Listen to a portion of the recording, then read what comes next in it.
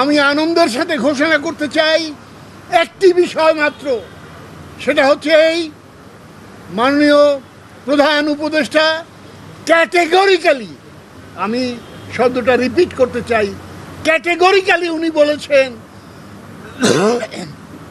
আগামী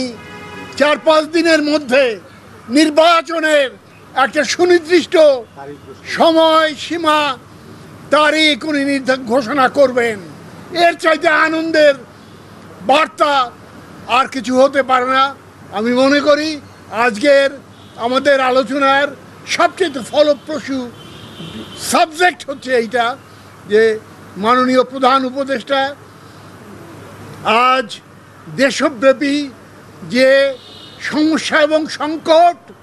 যে অরাজকতা, যে নৈরাজ্য, তার সমাধান কল্পে নির্বাচন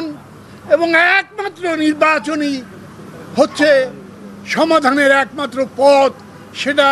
উনি ওনার বক্তব্যে সুস্পষ্টভাবে বলেছেন এবং তিনি আশ্বাস দিয়েছেন আগামী ৪-৫ দিনের মধ্যে নির্বাচনের সুস্পষ্ট তারিখ সময় তিনি ঘোষণা করবেন। আমরা মাননীয় প্রধান উপদেষ্টাকে আরও বলেছি যে আজ থেকে ১ বছর আগে যে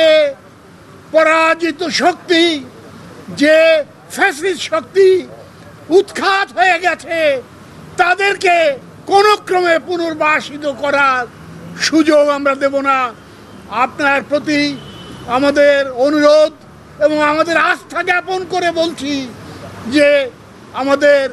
এই ঐক্যবদ্ধ শক্তির দ্বারা সেই ফ্যাসিস্ট শক্তিকে চিরতরে নির্মূল করে একটি নির্বাচনের মাধ্যমে জনগণের গণতান্ত্রিক অধিকার পুনর্বাসিত করা এবং একটি সরকার কায়েম করা আজ আমাদের একমাত্র লক্ষ্য, এবং মাননীয় প্রধান উপদেষ্টা সেক্ষেত্রে একমত হয়েছেন।